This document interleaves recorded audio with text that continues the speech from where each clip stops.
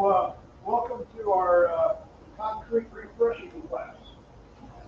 We did a morning session, and that's you get the benefit of seeing what the results are before it gets started. This morning they didn't get to see that. I'm Dave Thompson. I'm the Director of Education for Gym Supply. I run the Academy of Cleaning Excellence. So most generally, I'm the instructor. Today I get a break. I got this guy, Bill. He's with Aztec, who makes the big machine you see here. He'll explain all about that. Everybody had lunch. How was that? Can't go to sleep now. That's the problem. So you're going to run a big machine, keep it loud, and you won't be able to sleep. One of the problems is in the afternoon, it wants to get hot in here. This, the air conditioner with the room we've got that has concrete, we can do this. So it struggles to keep it cool in here, but it's better than being out there, right?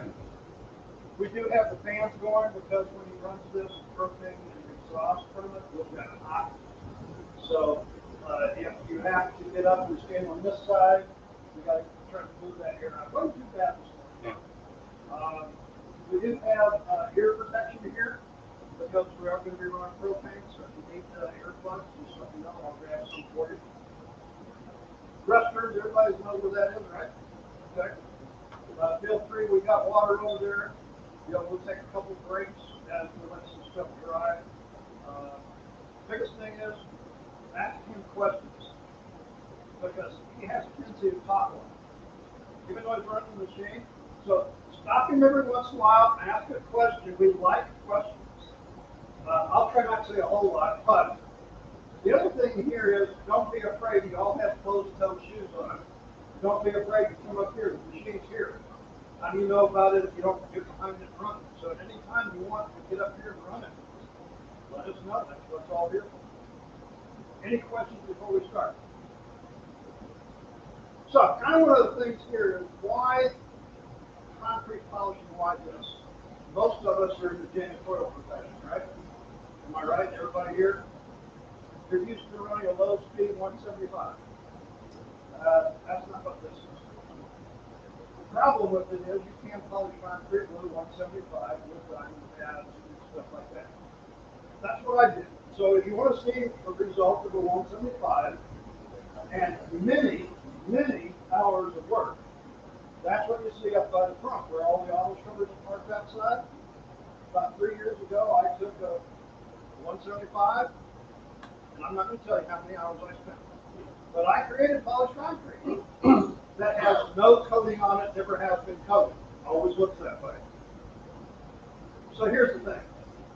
Whenever you're polishing concrete, you're not looking for the same customer that you're looking for in the janitorial profession. Whenever you're stripping and refinishing VCT, you're competing with everybody else to see who loses the most money.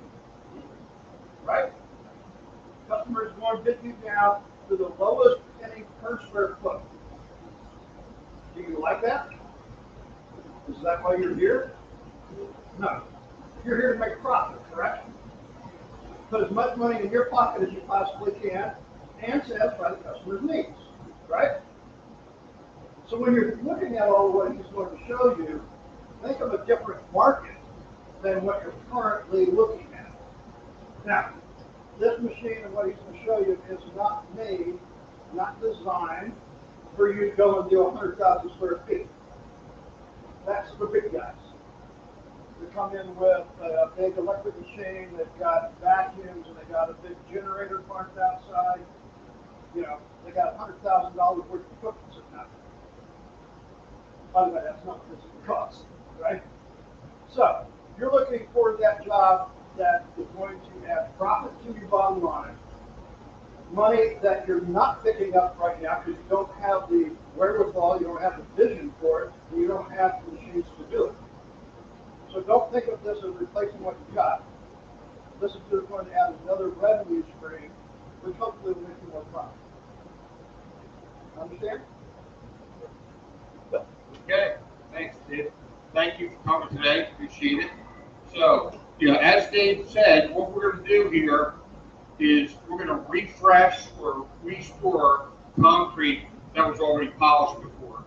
And I don't know if you noticed, but like I noticed, I don't know if I did beforehand or if it's just because I'm doing floors now, but every place I go, I look at the floor. I don't know, it's like a habit.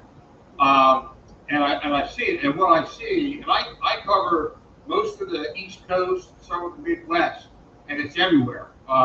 People are either on new construction, going with a polished floor, or on a rehab, they're tearing up BCT and polishing the underfloor. So there's more and more of it out there in the last 10 years for sure. And a lot of it hasn't been maintained properly. So what happens is it gets flat, dull looking, it gets dirty looking, dirt gets embedded in it. And I was looking at some research, Google search, trying to find out, if people care. And so there's a market research company called Harris Interactive. They do the political polling, Harris Poll. I don't know if you may have heard that name. So they went out and they surveyed 1,000 people, and they asked them, what they look at, when they, what affects their interest in coming back to a store when they go in for the first time. 86% of them said the appearance of the floor. If it's a dirty floor, they're less likely to come back, which I thought was crazy. I thought I was the only one looking at floors when I went, but apparently most people, it's just you look down when you walk in. I don't know. So there's a lot of polished concrete out there now that has not been maintained properly, and so it's worn. And what we developed with our refresher machine and with a set of pads, abrasive pads designed by a company called Ameripolish, who's our partner, we designed a simple 3-step process to take the floors from looking old and worn. This is a picture of a Whole Foods supermarket. That's your typical floor, flat, dull, looks like it's got some dirt embedded in it. We did the 3-step process, and now you can see the products on the floor. Okay, so I think the customers walking into this are going to be a lot more likely to come back than when it was like this. And one of the problems is the industry when they were pushing polished concrete, they sold it to the building owners, the company owners, that it was maintenance free. It's not maintenance free, but it's way less maintenance than BCT. It's way less expensive to maintain than a BCT floor. And the reason is because there's a lot less labor involved. BCT floors, you have a hard floor that you made into a soft floor because you put a soft coating on top of it, a floor finish. That dirt gets embedded in it, gets scuffed, gets scratched, spills, etch it, ruin it. So now, once a year, you have to strip it off, very labor intensive, very expensive, and you have to use chemicals, you have to put new floor finish down. If you have a polished floor, there's no floor finish on it. So there's nothing to strip, there's nothing that walks off with the traffic over time. There's nothing for the dirt to get embedded in like there is on a floor finish. So that's one of the reasons why you see a lot more these days. And it's not just the big box stores, Targets and Home Depots and Walmarts, but you look at Dollar Generals, Dollar Trees, a lot of the smaller 5,000, 10,000 square foot retail stores, restaurants. You go in a strip mall, pizza place, or an Italian, restaurant, bar. You look. There's a lot of polished concrete. A lot of times they'll stain it, but it was once polished. Those are the opportunities. All in, your cost for the abrasives, for any chemicals that you might use, and for labor, your costs to refresh a floor this way that we're going to show you are less than 50 cents a square foot. In these smaller opportunities, you can easily charge $2.50 a square foot to do that work. So there's lots of margin. And when we did those calculations, we use industry numbers for how to calculate the hours of labor. And when you're polishing a floor, they say that your working rate when you're working is about 1,500 square feet per hour. Okay, so that was what was used when they're calculating how many hours would it take to do this three-step process. Also, we factored in the cost of the abrasives, we factored in the cost of the chemicals, and for labor, I'm from Philadelphia, so maybe our labor is a little different than yours, but you can massage the numbers either way. But in our examples, we use 2 guys to do the job, $30 an hour per guy. So the labor rate we use is $60 an hour. Okay, and your costs all in, not including the equipment, your costs all in are still under 50 cents a square foot. Okay, and that's using those assumptions that we just talked about. Now, this is a heavy machine, about 500 pounds. The reason that this machine, whether you're stripping VCT or you're polishing or refreshing polished concrete, our system is faster than any other system that's out there. The reason is because of the weight of the machine, the action of the brushes or the pads. These 3 10-inch pads spin in one direction and the entire drive the other. So it's called planetary action, planetary motion. So when that's working area under the machine, these pads are hammering the floor, okay? Way more aggressive than a rotary swing machine that's just doing this. Or even if you put 2 brushes doing that. The planetary action is way more aggressive. The head pressure, the weight that's pushing down on the diamonds or on the brushes, over 300 pounds. The power of the propane engine is powerful enough to give you the RPMs that you need.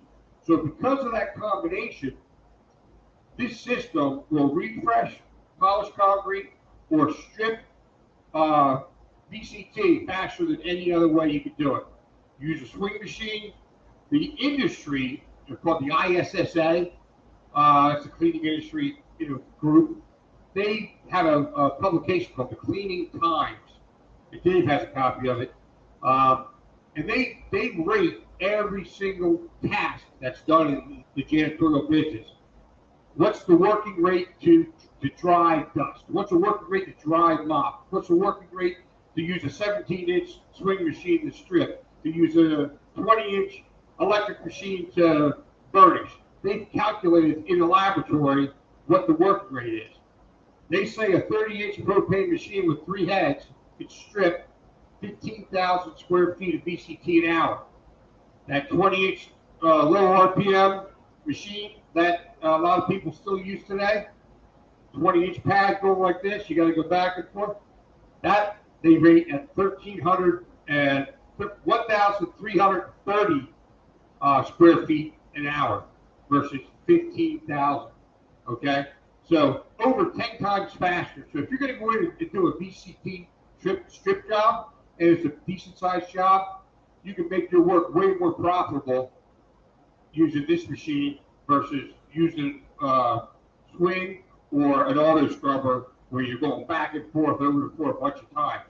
Even if you're not doing a total strip, you're just doing a top scrub and recoat, this is going to do it faster than those other machines. Same thing, reason that it does such a great job stripping VCT or stripping any floor, same reason that it'll restore that polished concrete faster is because of the weight, the head pressure, the planetary action. So right now what we have is 10-inch diamond pads. If you're in the concrete business already, they use 3-inch round diamond tooling. We call them pucks. We developed this process. Instead of using this, people use these too, the traditional resin pucks. But we developed this where each one of our heads has 4 diamond pucks.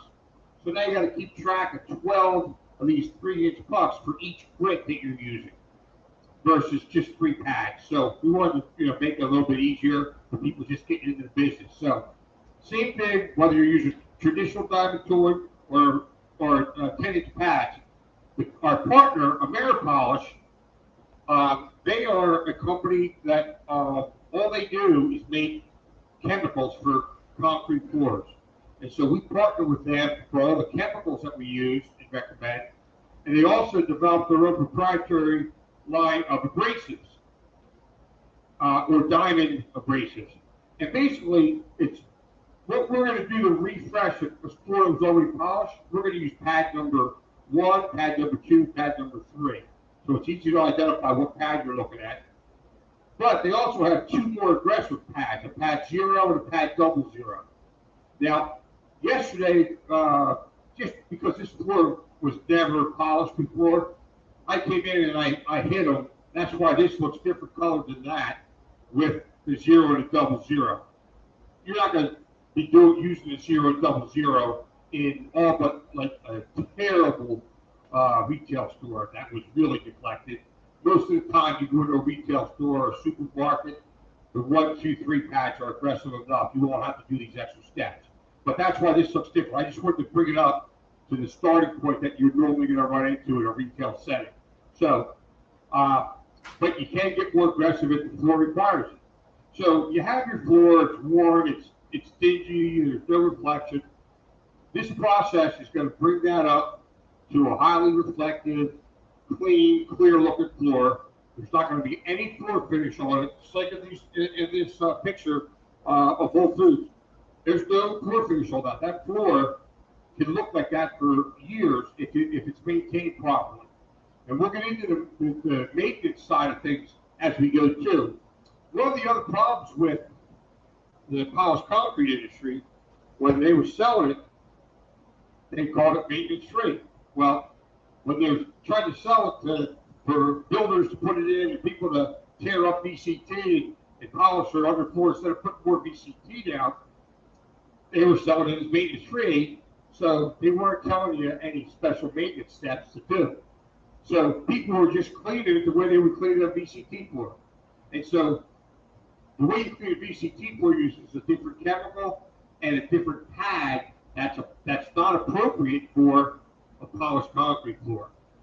So if you just switch it up, use the right pad and the right neutral type cleaner, you can maintain that beautiful finish for much longer. It will stay reflective and clear, and won't need to be refreshed for 5 years if you maintain it the right way versus the wrong way. Okay, so we'll get into that a little bit more too. This is a wet process, so you're not going to be generating any dust, so it's easy to use. Now, when you're doing a big area, and that's what this is designed for, we're not going to go do, a 10 by 10 room. I mean, you could, but it's kind of, you can use a little machine to do that. Since it's a wet process, one way to put the water out, you get your mop, your 5-gallon bucket, put some water down. We have a machine that we developed because our Sidewinder or Refresher was able to strip the floor so much faster than the old swing machine. We have a machine, it's called the Liquidator. And what it is a 36-gallon container on wheels. And if you're stripping BCT, you would mix your stripper solution in that.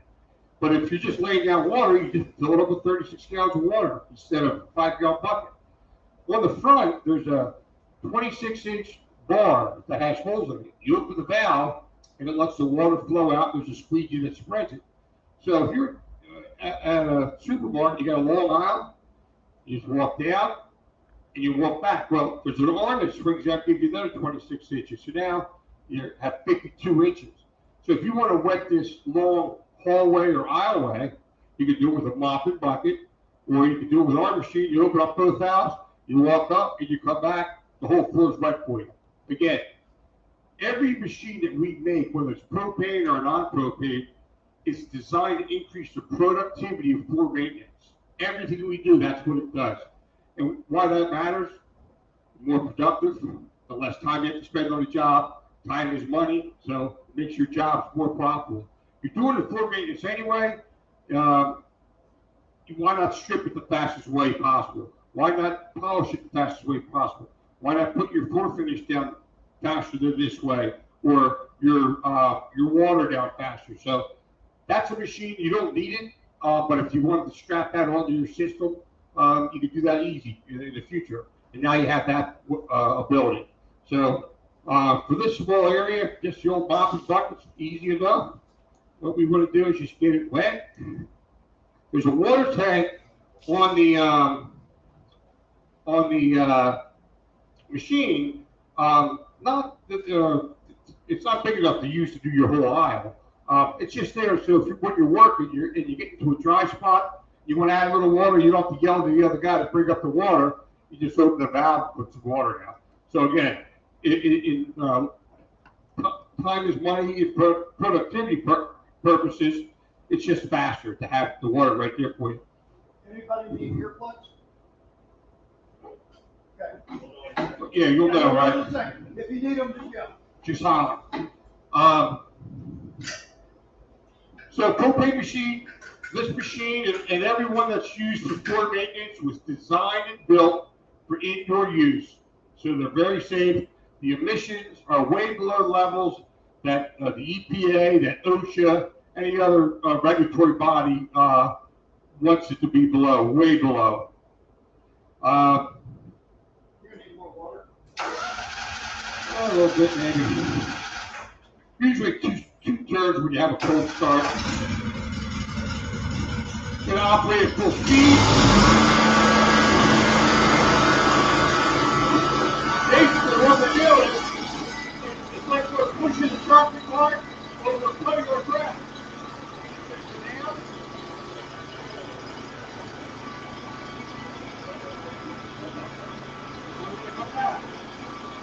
Double cut. With one system, you gotta go back and forth over the floor and say, take the oil time. We're going up and coming down. And we're moving over. And then you overlap a little bit.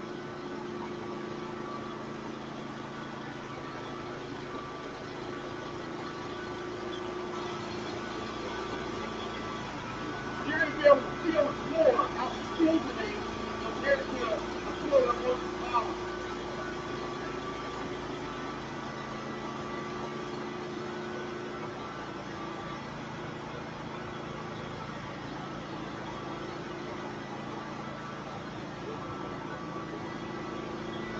And when you have a part to work with you can use much water and you can squeeze through the ground from underneath your machine.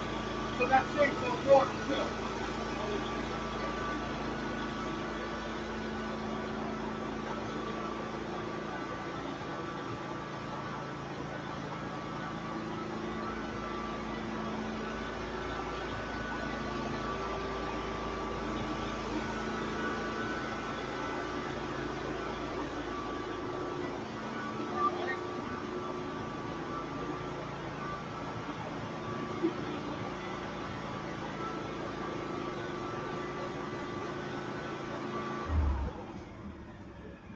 So that's it. So you can imagine we were out there in the supermarket going up and down the aisle.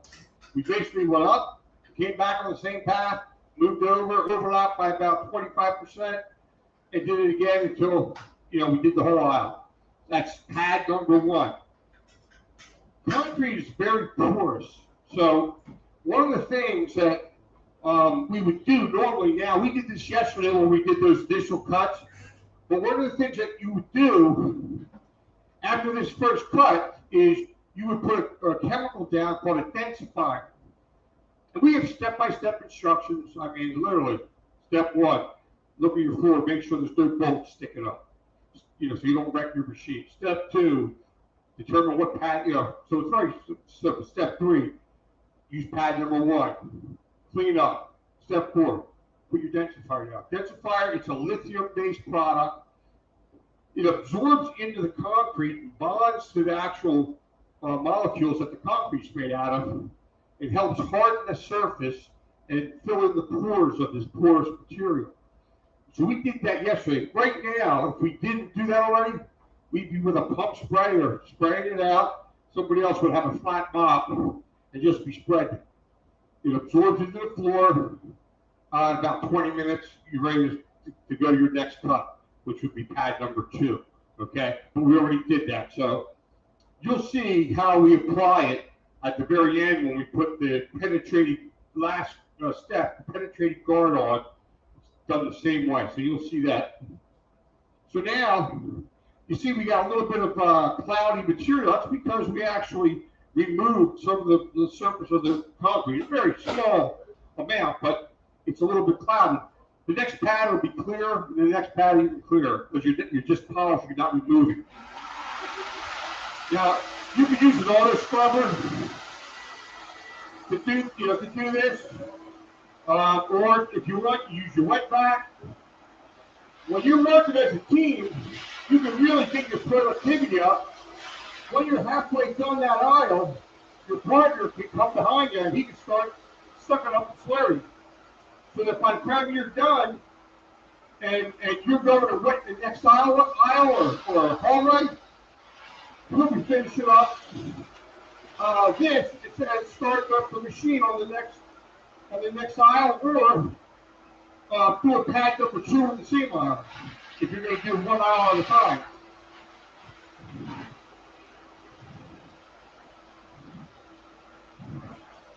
And then what we like to do, if you want to use your auto scrubber, you kind of can do it both at the same time. We like to do a quick scrub so that we can get up any abrasive material from the pad number 1 that might be remaining on the floor. Because the next pad is going to be a smaller diamond, and we don't want the bigger diamond to scratch the floor. When you are diamond polishing, just like with a piece of wood, you got a rough piece of lumber, you use a 60 grit, very coarse, very aggressive piece of sandpaper. You get off the bark and a couple of bumps and knocks in the wood, but you'll see scratches in that from the sandpaper. So then what do? You go from a 60 grit to a 120 grit. Sand it gets smoother, scratches get smaller. Then you go to a 240 grit. It's smoother and the scratches, of that. So when you're done polishing the floor, it's the same thing. Pad number 1 is leaving some scratches when it's doing its job. Pad number 2 is removing those scratches and making the floor tighter. Pad number 3 removes even more scratches and makes it even tighter. So at the end, you'll feel this floor is going to be super smooth.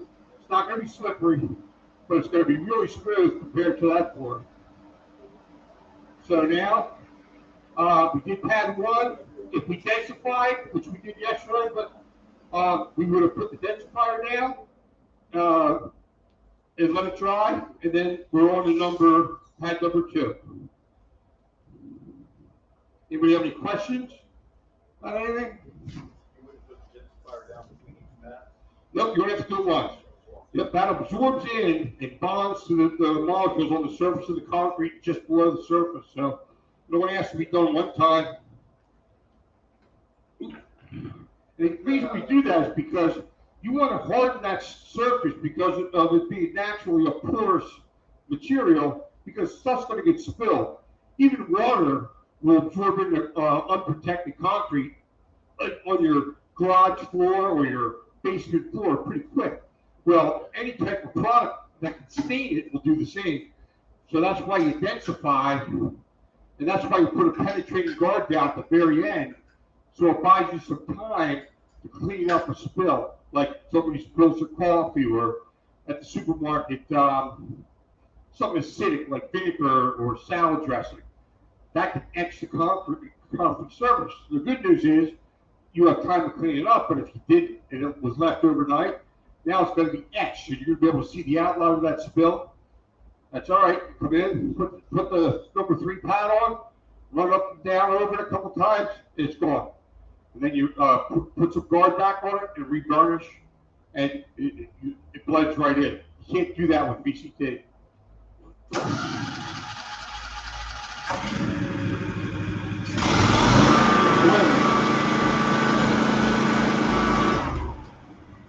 Classic rookie mistake. You didn't change I didn't change my pads. Dave, I'm going to blame it on Dave. He distracted me. Damn it, Dave. Did he tell me to go do that? I told you not to talk to me in the middle of the process. I didn't. I was standing. Take off pad number 1. Yeah, there they are, 1. My bad. And now we go pad 2. Got a little dot so you know it's a different pad. It says number 2 on it. Pretty easy. But what's that? Now this is Velcro. So the Velcro attaches, holds the pads or the diamond pucks. Oh. So it's just like a pad driver on a high-speed form machine? Same thing.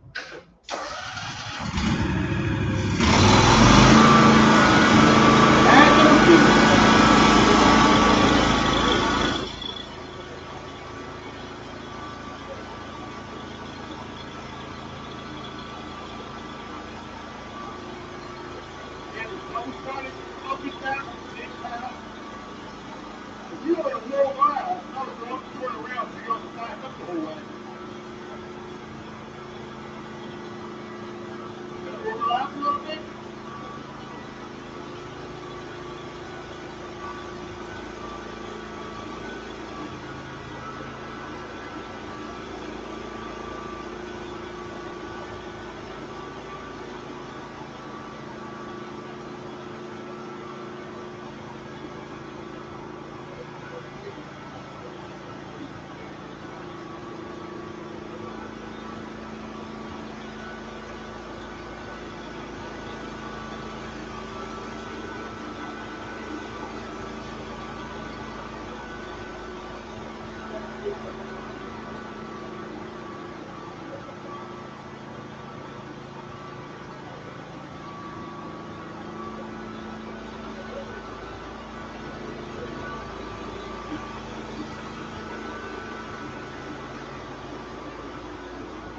Trying to make it square.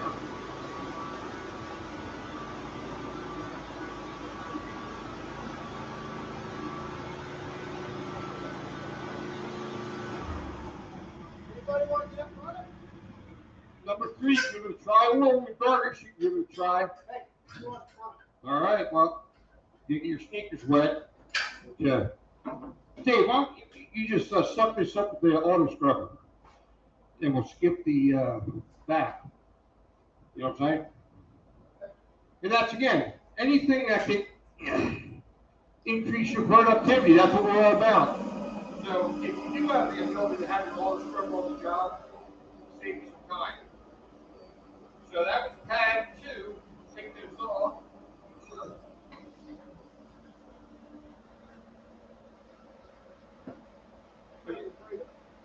Still up. You know what? It didn't like pick that up. Because it, you can't turn the water off on that, right?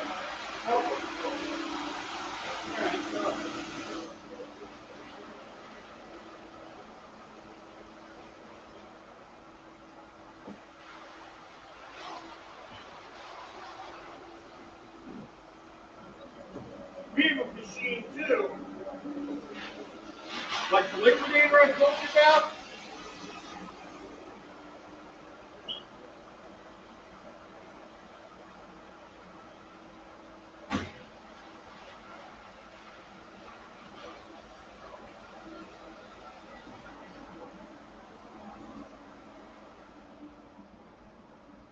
Like that liquidator I told you about, we have a machine. It's got the same 36-gallon holding tank on wheels. It's got a pump in the back and a 36-inch horseshoe-shaped squeegee. And there's a piston attached to the pump and the axle. When those wheels are turning, it's moving the piston, and that's creating suction. So instead of having to use a wet vac with a power cord that gets in the way, you basically just push this guzzler, we call it, up and down the aisle, and that'll remove all your slurry, just like a wet vac, but you don't have a power cord to worry about. The faster you push it, the faster the wheels turn, the faster that piston goes, and the more suction it creates. So the liquidator can help you lay water down, fast, no batteries, no plugs. The guzzler can help you suck up the slurry fast, just run it up and down the aisle, no batteries, no power cord. So it's just another thing you can strap onto your system at some point. So now pad number 3.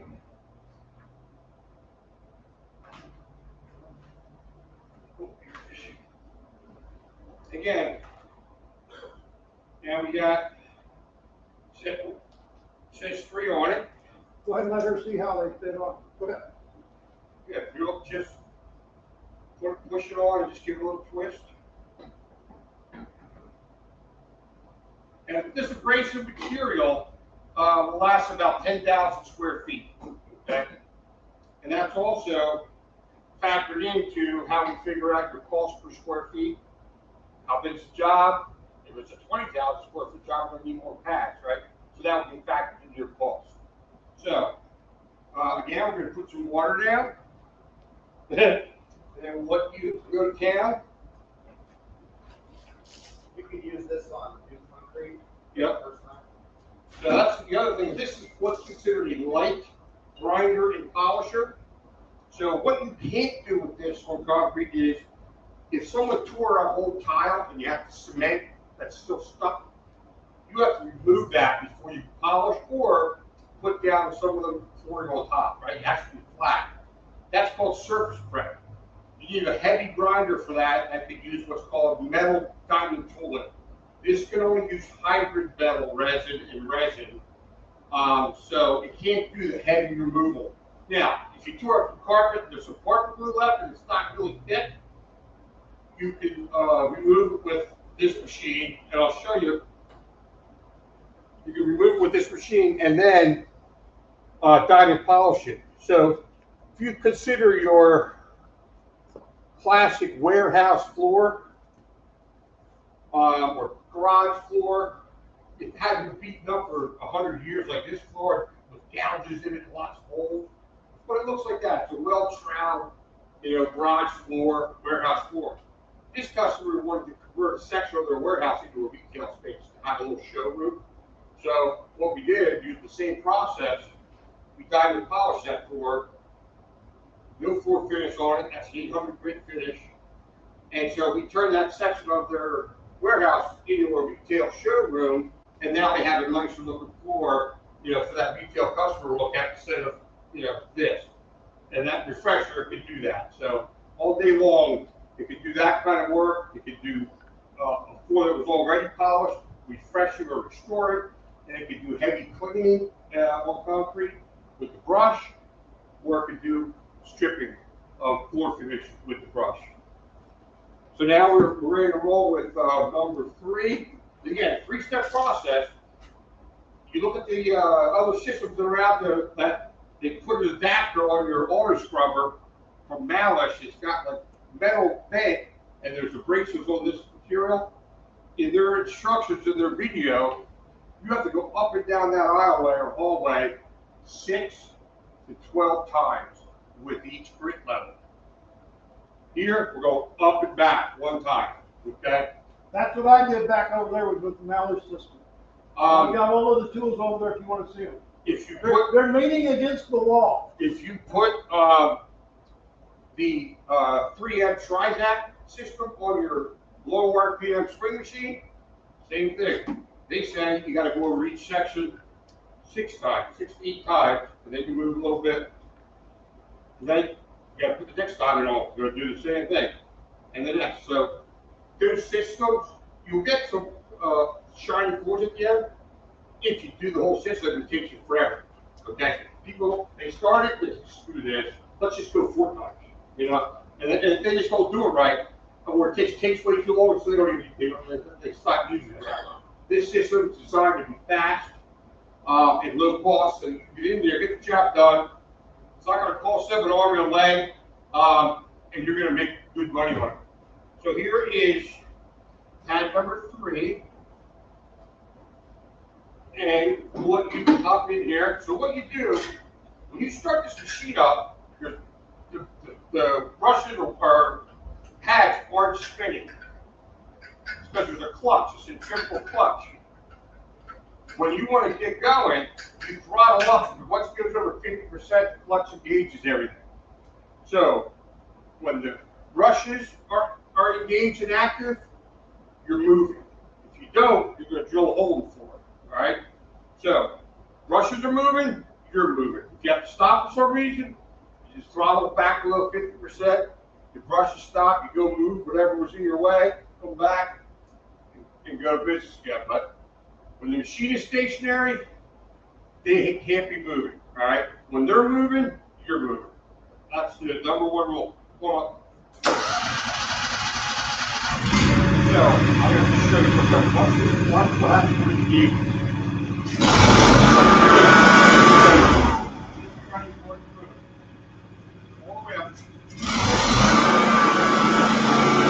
all the way up.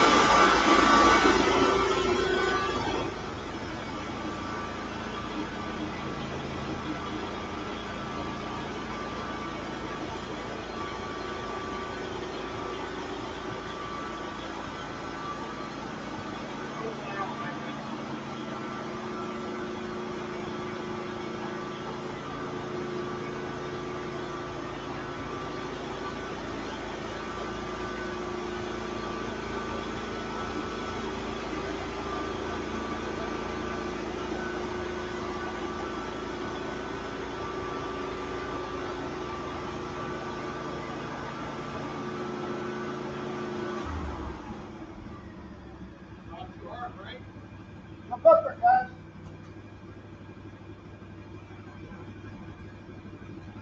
Remember, you want to overlap by about 20%.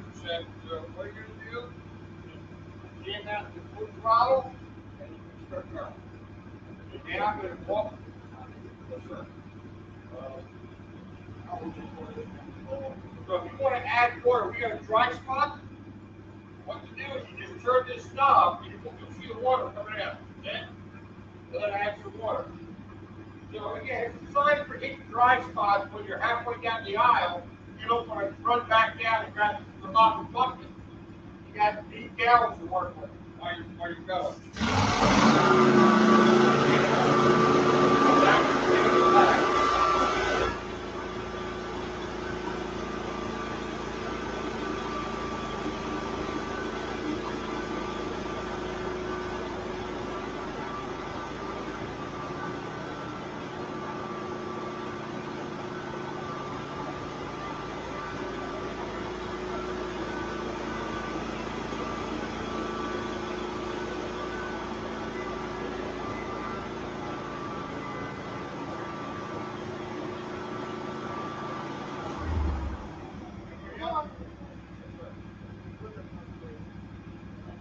Now's your chance. Come on, man.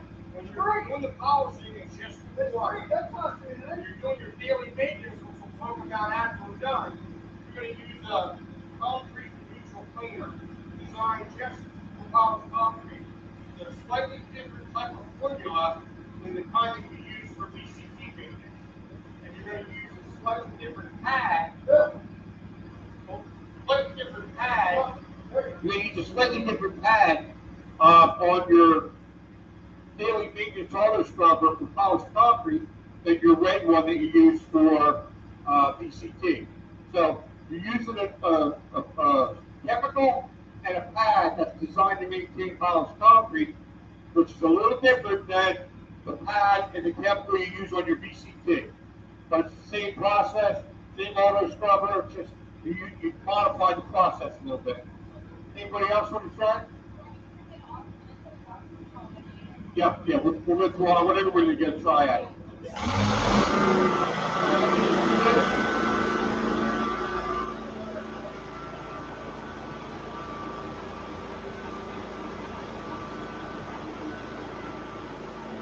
It's really not hard to use. Anyone else want that?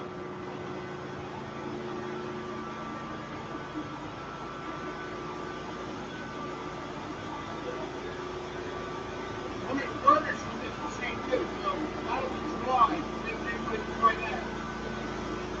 Alright? So, that's number 3 in our 3-step process.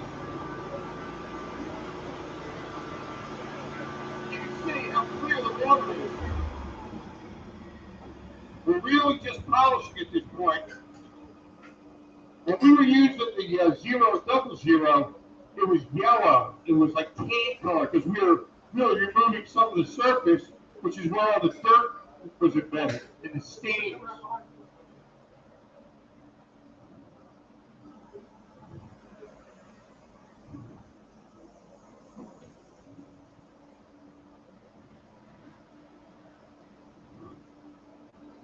So again, there's 5 different pads.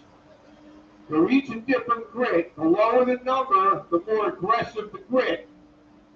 For your typical concrete refresh or restoration of a floor that's already been polished at some point, you typically only need to use pad 1, pad 2, pad 3. Now you can go into some jobs, you can always text me a picture. You go in and you look at it and say, I don't know if I should start with pad 1 or 0. Send me a picture, I'll take a look at it. Say, oh, I can start with 1. But you can also, I think what you should do is do a test. So you go into a restaurant or, a bar, a strip mall, there's a course polished concrete, but it's looking pretty dingy like this or like the Whole Foods. Hey, you're interested in, refreshing this floor. Well, what's that going to do? Let me do a sample, I'll show you. Go to someplace, to the side, and I would put pad number 2 on, and I would go just up this far, back, move over, up and back, take a look at it, and if you're not sure if that got it clean enough, put pad 1 on, and go over here and go up and back, okay? Clean up, and then compare this side to this side, and if there's not much of a difference in how light the floor got with the 1 versus the 2, you're probably good enough to start with 2. That's a less labor-intensive job now because you're only doing 2 cuts, the 2 and the 3. You don't have to do the 1. Okay, so you can factor in what you're quoting, and that factors into how much you're making. It's going to be just as profitable because you're going to spend less time on the job because you're not going to do that first cut. Your first cut's going to be here. Your second cut's going to be a 3, so it's not a 3-cut process. And we told you that we've calculated the numbers, and we'll show you this, and Dave can make it available to you. He'll email you all this information so you have the files to refer to. We factored in that your cost per square foot doing this process, including your pads, the chemicals, and your labor, is under 50 cents a square foot. Well, if you're going to do a job where you don't have to start with number 1, we know that if your productivity rate when you're polishing is 1,500 square feet an hour on a 10,000 square foot job, that means that each cut, pad number 1, pad number 2, pad 3, is going to be about 7.5 hours of labor. So on this job, because you're not doing pad 1, you're just doing pad 2 and 3, you're going to do it in 7.5 hours less time because you're only doing 2 cuts, not 3. Okay. So that's how we come up with these numbers. It's all usually industry standard numbers to calculate things. The assumptions include what you would pay for the pads, what you would pay for the chemicals, and again, we calculate labor at 2 guys at $30 an hour or $60 an hour. All that included, your all-in costs are under 50 cents a square foot. So we hope that we use high. We hope that you're not paying 2 guys $60 an hour or $120. We think we're probably pretty conservative at that, the numbers that we're using, okay? And like I said, you're going in, you're charging $2 a square foot. You can charge $3 a square foot on a small job, really small jobs. The jobs that you're going to look at that are just going to be easy money are 2,500 square feet to 10,000 square feet jobs. The big guys that are grinding, polishing concrete now, they're doing the Walmarts, the Home Depots, they're doing those types of stores. They don't have time because they're not even going to look at a job under 10,000 square feet. So your competition in that niche is way less. And that's why you're able to charge more. And if you're doing a 2,500 square foot job versus a 5,000 or 10,000, you have to charge more per square foot on the 2,500 because your setup costs are the same whether you're doing 2,500 or 10,000, right? So, that's why you're able to bump that number up to $3 or $4 a square foot on such a small job. And, it's going to be affordable to the customer and you're going to make good money on it. All right, so that was week 3, so we're done. Now what we can do, did you all this stuff? So we cleaned up, so we're going to let this floor dry, and then we're going to put the guard on. But in the meantime, we can come over here. I want you guys to all feel the weight of this machine. So when you move the machine, from, here to there, you don't have to put the transport wheel on. But when you're taking it from your van, or you're taking it from, the front of the store, back to the very back, put the transport wheel on. And it makes it real easy to go from, point A to point B. Once you get back to your trailer or your van, you get it up in there, whether you have a ramp or you have a lift gate, and you're on your trailer or you're in your van, you want to make sure you take that transport wheel off, because if you don't, the whole time you're driving down the road, this is on a bearing which allows this to go up and down, so that when you're going over uneven spots in the floor, the highs and the lows, it can accommodate that. But if you leave this on in the back of your van, you're driving down the road, this is just going to slam it, bang, bang, bang, bang, and you're going to ruin the bearing. So you get it in the van, you drop it on the brush into the pads. But when you want to, get from the van to the job, you want the wheel to come over, wheel it over here, and then we'll show you can take it off. Well, let's do it here so we can see it on the camera. Like you said. So get behind the handles, push it up here. Yeah. Stop it. Now, you want to use leverage. It's a big machine, it's 500 pounds. If you have your handlebars down here, and I'm trying to rock it back, it's impossible. You want those handlebars as high up as you can for leverage. And then you want to put your foot up where the tank is and use your body weight a little bit. It's a little bit harder when it's already up in the wheel, but you just lean back, set it down, take off your transport wheel, and that can go right here. The other thing I want to tell you about, this muffler gets very hot, so you don't want to touch that at all during your process. Watch it. Yes, that's just like that. No tools. All right, now I'm going to show you how you do it. So you get a hold of it, and you can feel the weight. So if we didn't have that chamber wheel, it'd be a pain in the ass to go from the front of the store to the back of the store over a curb, because you're trying to balance it. So having that chamber wheel takes that out of the equation. But now when you get to where you're going, you don't want to slam these brushes or these pads down on the concrete, because the drivers that they're attached to are attached to shafts that go up into the machine drive and bearings. So if you slam it down every time, it's basically hammering a bolt into the bearings. You're going to ruin your bearings. So when you put it down, again, you can use your weight, put your foot up on the head, and let your body weight hold back. Look, when you want to lift it up, stand up, throw your hips back. Use your weight. And again, it's something that after you do it a couple times, you get the feel for it. It's a little trick. The lighter you are, the harder it is to get the hang of. But left foot or right foot, stand up and throw yourself back. See if you can do that. Jump up. Jump up and throw yourself back. You're not jumping, but you still did it. You'll get the hang of it after doing it a couple times. Put your foot on there, and then just ride it down. There you go. But so you are getting the leverage of your body weight, because you will just use your muscles. But if you jump up, throw yourself back, let your body help you. Yeah. So anybody else want to get on there and try it?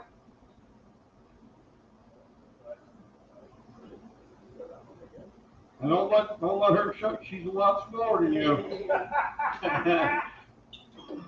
There we go. There it is. All right. She's got big muscles. See it. So it is a big machine. That's part of why it's so productive. You have to have that weight. that head pressure to enable those diamonds to go to work on the floor. Those other systems, they don't have to wait. And so, I mean, they're not putting any pressure on that floor. So you got to be back and forth on that thing for so long in order for it to have any impact. So one of the things the other class asks is, where's the weight adjustment, for the pad? That's what he's just telling you. There is no weight adjustment. The machine has its weight. It's going to sit on the pads, and that's what's doing it. The other thing is, why propane? Well, I've got to have the speed and enough power to turn it against the diamonds in that concrete to smooth that out. So what you're doing is with each one of the pads, you're just smoothing it more and more and more each time you do it. Now, what he also said is converts to another machine.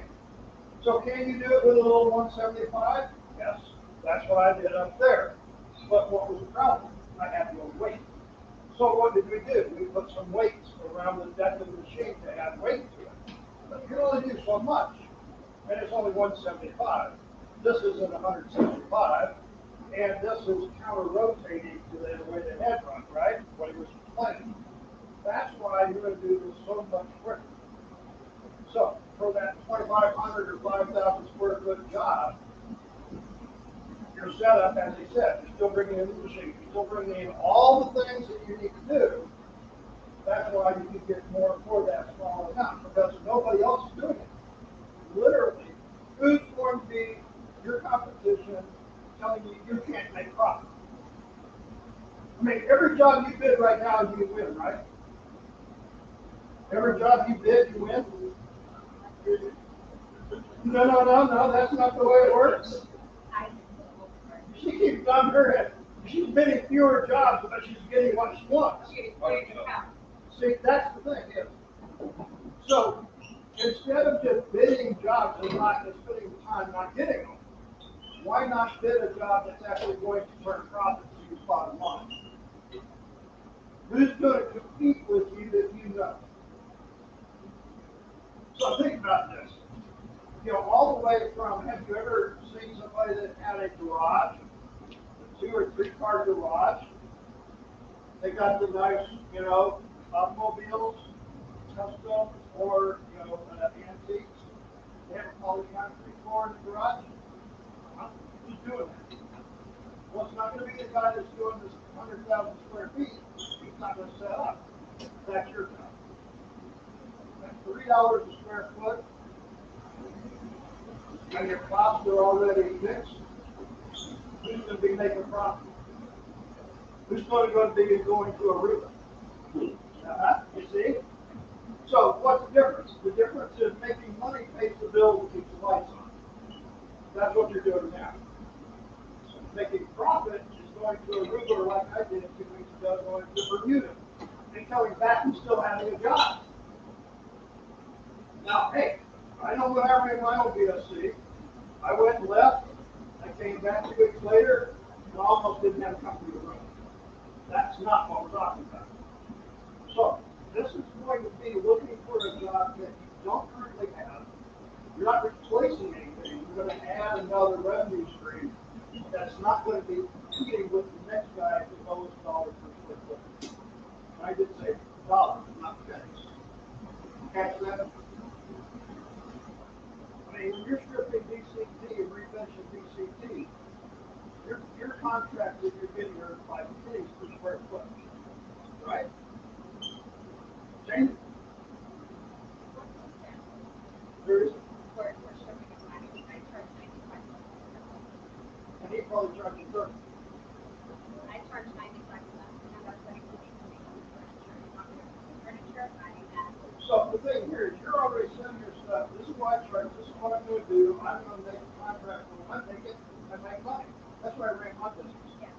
I'm not trying to get every single customer on the planet. At 30 cents a square foot, you're probably getting more contracts and making less money. Well, do you have a propane machine or do you ship it with a swing machine? Swing or propane? Yeah, he's using propane. So he's able to charge less a square foot to make money because he's got a propane machine. Well, that machine will do 12,000 square feet an hour This one will do 15,000 square feet an hour. The one you're using will do 1,300 square feet an hour. I produce about maybe 3,200 square feet of PCT. I do it in days. Yeah. So the difference is I don't do triple my report. From my B60 class, I don't do triple anymore than triple floors. So a person that bids it and you triple floor, I will do the same job and make more money than it exactly the same price. Okay. All of this is what tools do we have in our toolbox to make the most profit for the time that we're investing in. Now, what are you Now, doing? here's the other thing. Did you hear him talk about the dollar per hour that he's paying the guy? What was it? $30 an hour. Are you paying somebody $30 an hour to do janitorial work and strip a piece of meat? No. So now you're actually looking at a different labor pool that's going to be somebody that's going to stay with you because they're making some good money. Now, yes, there's a lot more work involved, but there are people that are looking for jobs that they can have a future with because they want to make profit too, right? So, from both sides of this, you're changing the game. Not only from your profit that you're going to make, you're putting in yourself into a different revenue stream, but you're also putting in a different revenue pool and being able to maintain those employees for a longer period of time. Now, all that being said, this is like anything else. Do most of you get business by word of mouth? Right. You do a good job, that person tells that person, you use that as a resource. I'm going to do the same thing with you folks today. Hopefully you like what you saw today. People this morning did, and they'll refer somebody to a class. That's the way I run my business. Well, so when you get a customer that sees that nice polished garage floor, or that cafeteria floor that they couldn't take care of, I was at a pizzeria, upscale over in Macon. Upscale place over in Macon, right? Do they want a dull concrete floor? But they had it done, they had it stained, and they couldn't keep it polished. Guy was struggling. He said, "My God, great big. He spent $15,000 on a pizza hut. Do you think he's not going to pay to have you keep his concrete polished? Sure. He's got linen tablecloths. He's got champagne in there. There's a pizzeria. Come on, folks, the business is there, but once you have something like this, you're going to be looking for a different clientele. Understand where we're going? I think that's the biggest problem when we talk about polished concrete is everybody goes, well, my current customer base. No. I'm not talking about your current customer base. Wrong. Well, you look at like school districts, municipal buildings like post offices, city hall, all those places, a lot of them, they're older buildings and they have terrazzo. You can use this system to polish terrazzo too. And now, well, can I show you the terrazzo pictures? So, what a lot of places do that have terrazzo, they want it to be shiny just like every other floor you see, right? So what do? They put floor finish on it. So here's the sample. This is a school I did. They have beautiful terrazzo, but they put floor finish on it, so it was shiny in September, right? Better cut to see how dull that is. Well, that's what it looks like at the end of the school year. Flat, gray, scuffed up, mark. So they wanted to get away from that strip and coat cycle every summer. It kills all their labor. We went in with the refresher. We stripped off the wax, the floor finish, diamond polish the terrazzo. There's no wax on this. It's just the diamond polish like we have. You can see the shine over there. If you walk over there, you can see the light and the pieces of wood reflecting off the floor. It's that clear. So that's how clear this floor is. This floor looks like this at the end of the next school year. And so you go into places, like I said, a lot of old municipal buildings, and you see terrazzo, and they have floor finish on it. Maybe they want to look into a way to do away with it and not have to have that and have it look shiny and beautiful all year round. So what do you say? Hey, let me do a sample over here. let me polish this, show you what it could look like all year, and next year, you don't have to pay me to come back and strip and recoat it. We're just going to high-speed burnish it real quick and get it to repop again. So there's terrazzo out there that people are treating like VCT. They put floor finish on it. Nice, beautiful, hard surface. They put a soft product on top of it. So I have a question for you, Dave. When you strip without chemical, what do you use? It sanding discs? Oscillator. Yeah, but with a sanding disc or SPP pad? Yeah, so you put the SPP pads on this, same thing. You can strip with just water or a neutral cleaner. You don't have to use a harsh stripper anymore. And this is going to do it faster than his oscillating machine. So again, small area, use your oscillator. If it's one of those square ones, it's great for getting in the corners and on the edge. For the big work, get the SPP pads on here, and you go up and down the hallway. So you'll hammer it out way faster. It's productivity, but it's the right tool for the job, the right supplies for the job. Now let's talk about maintenance real quick. You know what? Let me put the guard down, and while that's drying, it takes about 20 minutes to dry. We'll talk about the daily maintenance department, the opportunity that's there too. That's why I had the fans on there drying for you. Thank you. All right, you can redirect that one so it's not going to dry. So, concrete, as we said before, is very porous. The densifier, which is the first product that you would put on after your first cut, that goes about 800 square feet per gallon. So that concrete's thirsty. It's absorbing that. It's penetrating pretty deep into the floor. It's bonding with the chemical molecules of the concrete. It's hardening that floor.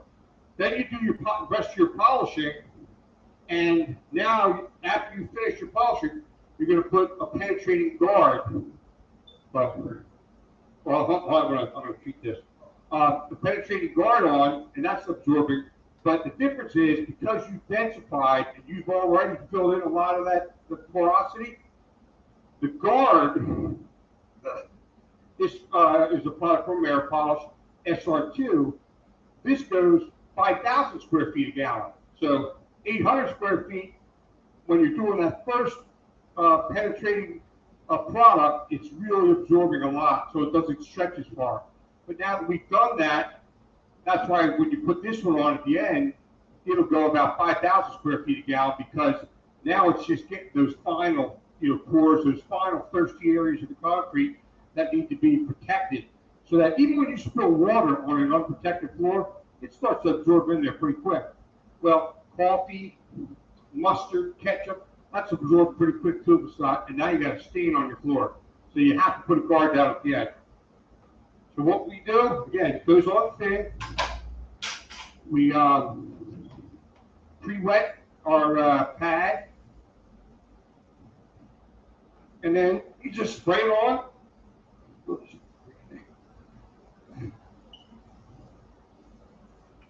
And for a real job, you're going to have a pump sprayer, a bigger one. Oh shoot! All apart here. I used to feel like I'm on reality TV. Reality TV show without all the fun.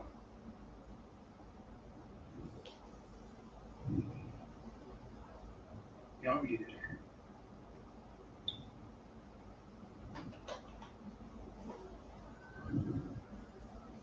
So it's just going down thin. And the reason why I wanted him to turn that fan away is we don't want this to evaporate. We want this to absorb. So you don't want to have a fan. When the floor is wet, it's okay to put a fan on it and let it, dry and evaporate.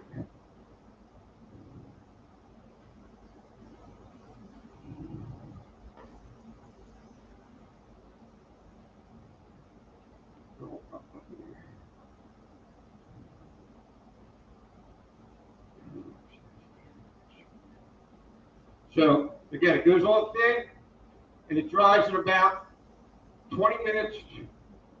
Ooh, And that's it. And again, what it's doing, it's bonding to the chemical makeup of concrete, and it's also absorbing and clogging up the pores, so that when stuff is spilled, it's not so likely to absorb into the floor before you have time to clean it up.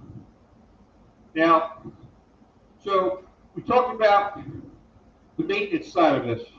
Again, concrete is not maintenance free. It is way less maintenance than a traditional floor with floor finish, okay? Significantly less. You know how labor intensive it is to strip and recoat floors. Once you do your diamond polishing and you protect it properly, you don't have to put a floor finish on it, and you're going to have a beautiful reflection and shine off of it. And there's never anything to strip again, okay? And recoat again. That's a lot of money that they save. They don't have to buy those chemicals. They don't have to spend it. It's a lot of labor.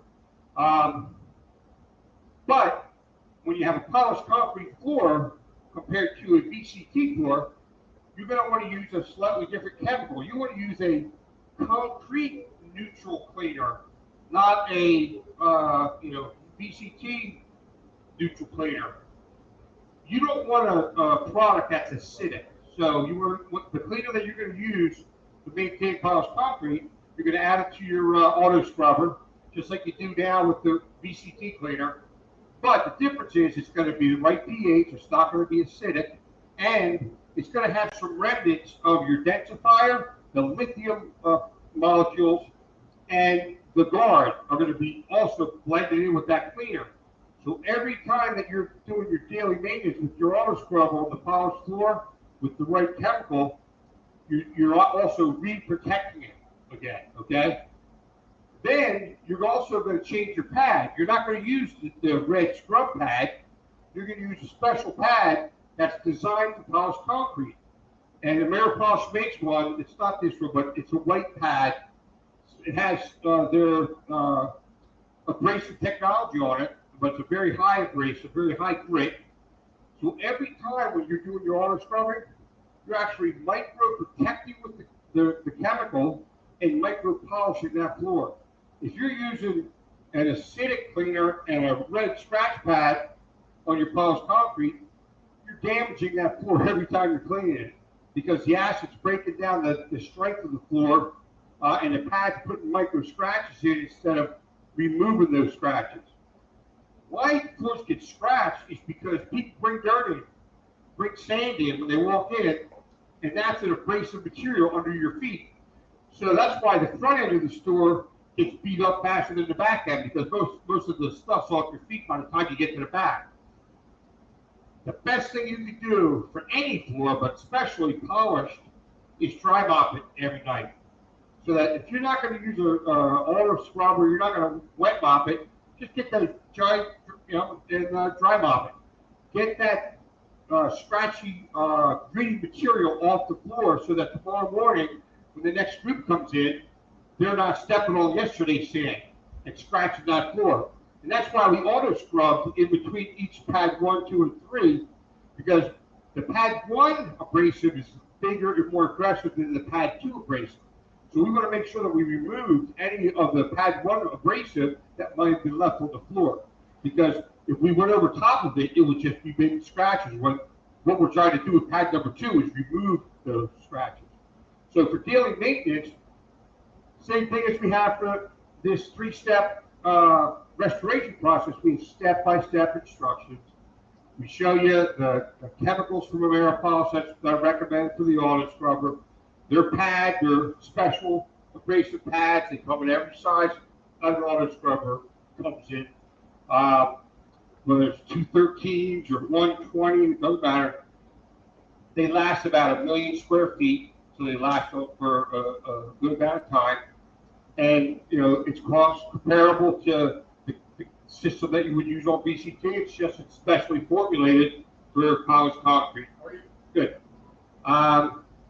So again, a lot of information today, but we have material, step-by-step instructions that tell you the steps, that tell you the names of the chemicals, each one of the chemicals has a product spec sheet.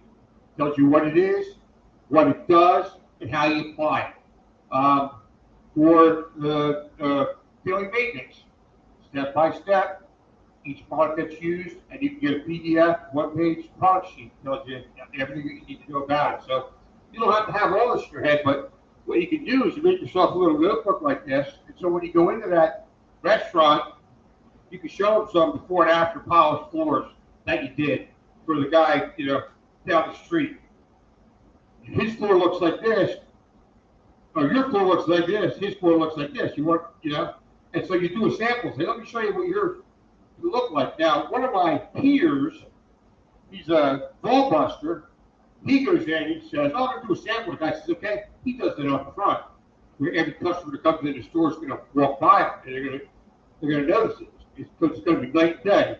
Current floor, sample, right?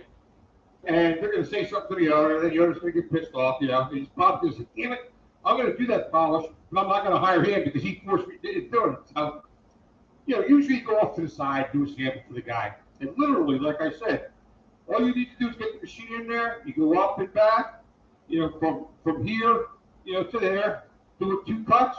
You can have a nice little 6x6 square. And it doesn't take any time at all. You're spending more time changing pads than you are doing the work, right? But you polish that up, and now he can see his current floor compared to the after. And just like in that Whole Foods picture I showed you, the before, you might have said, well, it doesn't look so bad. But when you look at it, for real, and you're looking at it up close, it is a night and day difference. Here it is. You can tell that that's, now that we pointed it out, dirty and warm, versus that one where you can read the products off the floor. All right? And the store manager or the restaurant owner, he's going to see that. He's going to be like, yeah, I'm going to do that. And you're not going to kill him for the price. And it's going to look beautiful if you let you maintain it the right way. So what makes a floor ugly out? Well, it's polished concrete. What makes it go bad? Traffic? Traffic. What's in the traffic that's actually scarring the floor? Shoes, but what's under the shoes? Traffic from the outside. Everything is trapped in from the outside. Where do we live? We live in the land of sand. So, do you know what sand is made of? Come on, what is sand made of? I failed chemistry. Oh. Sand is made up of rocks. Do you know what type of rocks that sand is made of? No. Scratchy kind. Yeah. Granite. That's predominantly what sand is made of. Because that's what, why? Because it's the strongest stone out there. That's why it still stays in limestone that turns to dust. Other rock just pulverizes up. So when you see sand, it's predominantly granite.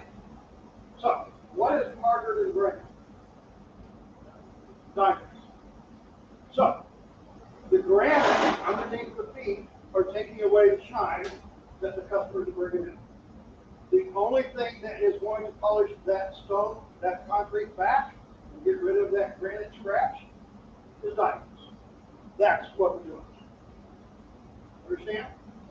So, the grit underneath the feet that we are letting into the floor, whether it be on a polished concrete, whether it be on a VCT floor finish or an LV, no matter what, is actually scarring the floor. Wouldn't it make sense to keep sand out of the building? So, part of your program might be to set them up with a good mat program to keep the sand out, right? That could be as much as using the auto scrubber with the right chemicals in the right mat. Anytime that you short and don't do something, you let the granite come in and take away the shine, then we have to come in and correct that. So like the last class, well, how long is that shine going to last? What did you do? Are you still using a mop and a bucket and just leaving the sand on the floor? Because a mop and a bucket leaves a residue. It has to dry, right? There's grit in that residue. An auto scrubber, on the other hand, is going to pick up all that residue. What do you put in the auto scrubber? The special chemical that he has that works with resurfacing, right? right? But you also are using a pad that has diamond abrasives in it that smooths that out every day. So you're going to come through with the machine and refresh it maybe once every 3 to 5 years, because you're going to do this every day. So when you look at this, we're talking about those customers we're talking about. You're not talking about what is the cost of your one job. You're talking about what is the cost of the life cycle of that floor, which should be looked at in a 10-year period. So conversely to the VCT floors that we do, right? How long does a strip and refinish job last? Less than a year. And so every year, what is the cost during those 10 years of replacing that every year? Do you burnish in between? Do you top scrub and recoat? So take a year of doing VCT floor, keeping it up to the par level that the client wants. Multiply that by 10. And then look at this. The only thing you're going to use is cleaner and pad. And maybe every 5 years you'll come in and refresh. What's the cost over 10 years? So you see that's the life cycle cost over that 10-year period, not on that short period that most of us in the janitorial industry are looking at. Understand the difference in the way that you're going to go to market here? Yeah. You're not talking the same language. That's the biggest thing for us in the janitorial field to get our head wrapped around. Now, but the big guys that are going to do the 100,000 square foot, 60,000 square foot, they're not going to mess with the 10,000 square foot job. That's why it's open game territory for you. That's why we have class here per day. That's why you get to spend your time. All of this making sense? We're putting a whole lot in a very short amount of time, and we appreciate your time. But we also don't want to get confused. And again, we're going to be able to send you material to reference. Like here is the I just didn't want to bother you with a lot of paperwork yeah, there. I know out there, but It's too electronic. this is the spreadsheet that we use to calculate the cost per square feet. You can put the assumptions in it. How much do I pay for the abrasive? How much do I pay for the chemical? How much am I charging labor? My labor's only 20 bucks a guy, so now my labor rate is going to be 40 bucks. All right, a square an hour. The assumption we talked about all day today, it's 30 bucks an hour or 60 bucks, or 30 bucks a guy, 60 bucks an hour, and you're still under 50 cents a square foot. But as you move these numbers around, like we're only going to do step 2 and step 3, well, your cost is going to come down because you're going to remove the cost of those tags, you're going to remove the cost of the 7.5 hours of labor that you're going to waste or spend on pad number 1. Because we're doing this job, which is pad number 2 and pad number 3. So all this material we can make available to you so that you have it to refer to. It's a lot of stuff to throw at you, and that's why we try and put it all down in spreadsheets and step-by-step instructions so that you can refer back to it. Until you've done this, a handful of times, it's new to you. So you want to be able to have something you say, all right, step 1, make sure there's nothing sticking out of the floor. Step 2, wet the floor. Step 3, use pad number 1, and so on. And for the maintenance, you got the same step-by-step instructions. This is the pad you should use on the auto scrubber. This is the concrete neutral cleaner with special chemicals included that we should use in the auto scrubber. So lots of information. It can all be emailed to you in PDF type files. You can refer to it. But what I do is I put it in the notebook so I can look at the product sheet anytime I want to find out something about it. I have a lot of before and after pictures of jobs, samples I've done, so I can show someone that's looking into this idea, hey, this is what we're talking about. Pictures are better than 1,000 words, right?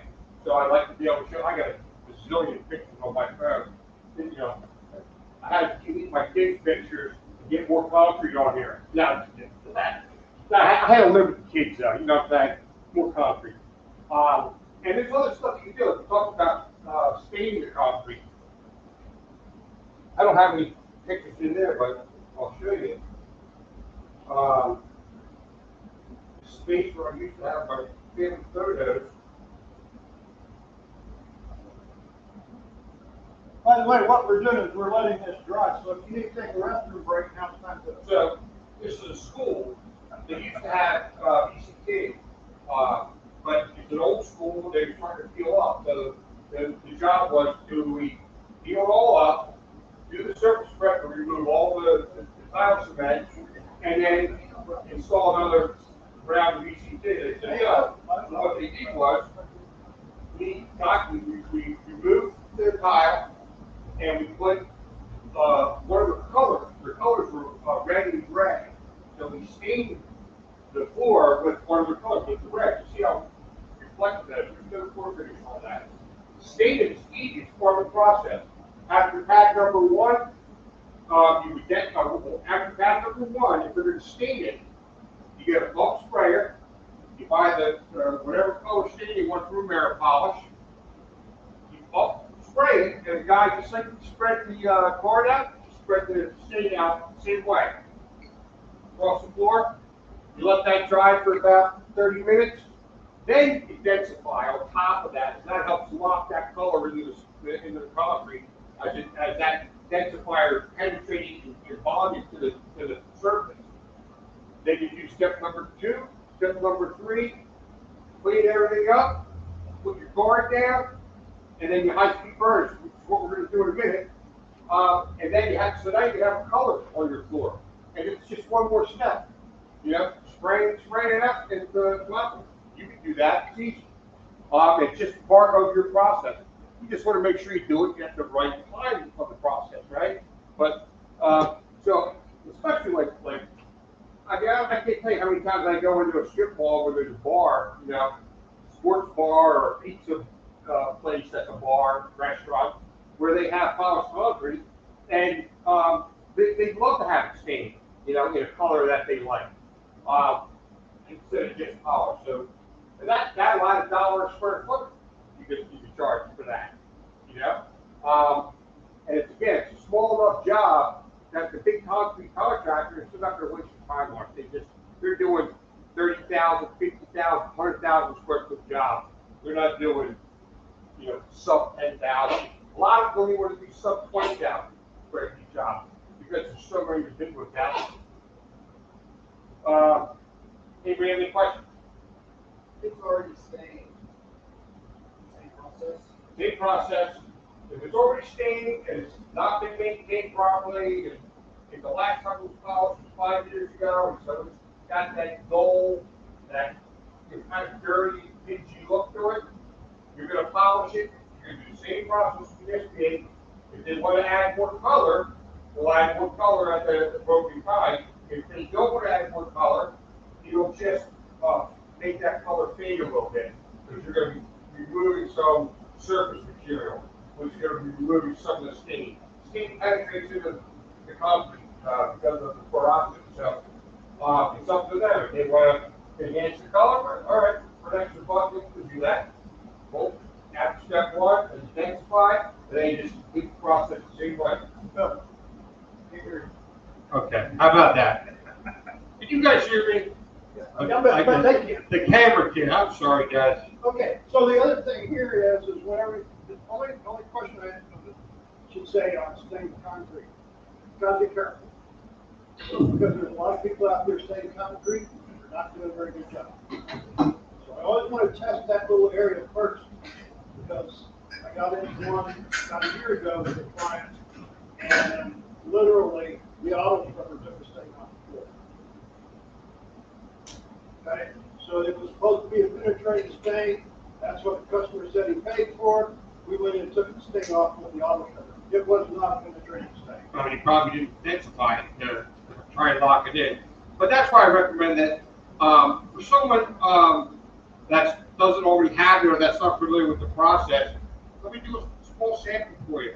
You know, off to the side, to the back of the, you know, by the restroom entrance or the entrance to the kitchen, off to the side.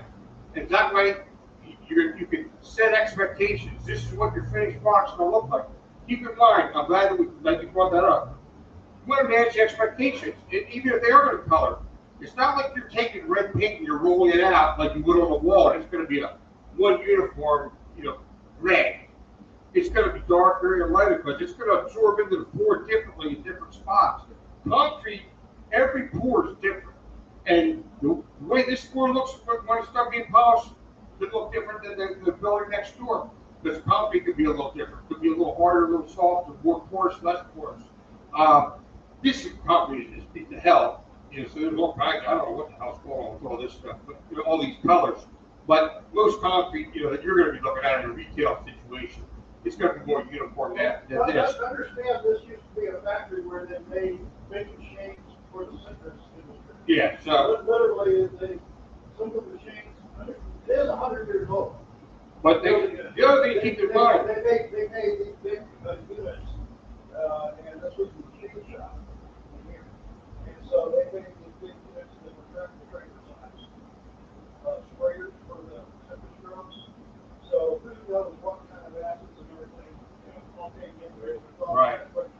It is also, there's aggregate in concrete, stone, right? Well, down here, they use a lot of white aggregate for like shell.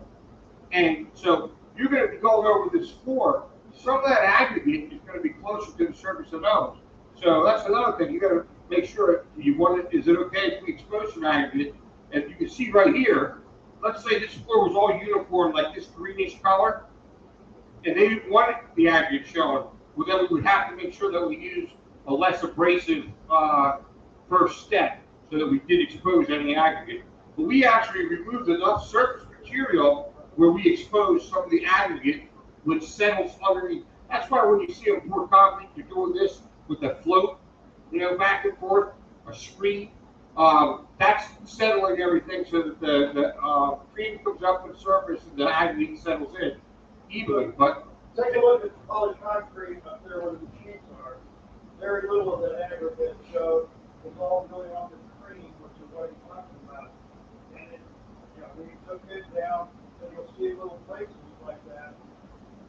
But that's what I say, manage your expectations. If you're going to stain concrete, it's not going to look like red paint rolled out of the wall. Some areas are going to absorb more. It's going to be colored. It's going to be dyed or stained, not painted. Okay? And they should know that. And that's why also, when you do that sample, they can see, okay, well, how come that's a little bit darker there? Well, that's what concrete looks like. There's no way to control that. That's actually the beauty of concrete. Well, yeah, because it's like a canvas that's different no matter where you go. So now the last step, the guard's dry. We're just going to high-speed burnish. Now with if you have a dedicated burnisher, propane burnisher, that's going to be way faster. You got 2,000 RPM. This, because of the machine's planetary action and the weight, you get about 1,500 RPM. So it's not as good as a dedicated burnisher, but it can still, in a pinch, it can burnish for you because you can put the 3,000 grit or higher diamond pads on, just like you would on a dedicated burnisher.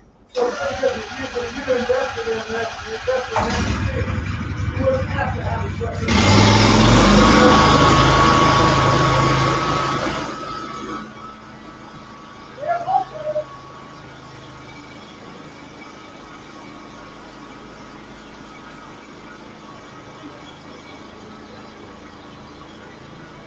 What happens is, this is a 3,000 grit pad, burnisher pad. So, over 3 pads, it's like a 1,200, 1,600 grit. So when you do the high-speed burnish, it takes you about 1 more day of polish than 3,000, and that's what gives you that final pop and clarity. What you also feel is, you don't have to notice that it's the last step, that pop, helps to move. You almost more funny, that feels good over here.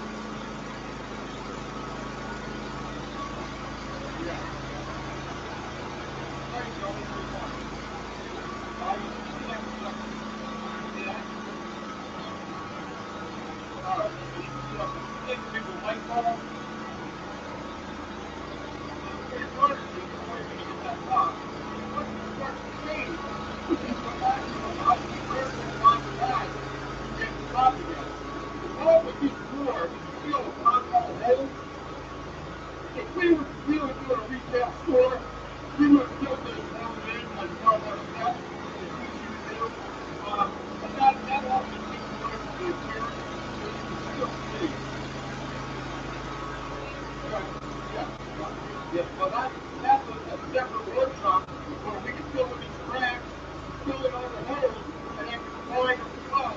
So the only material left is inside the box and inside the hole. Yeah. Yeah, come up and see the back.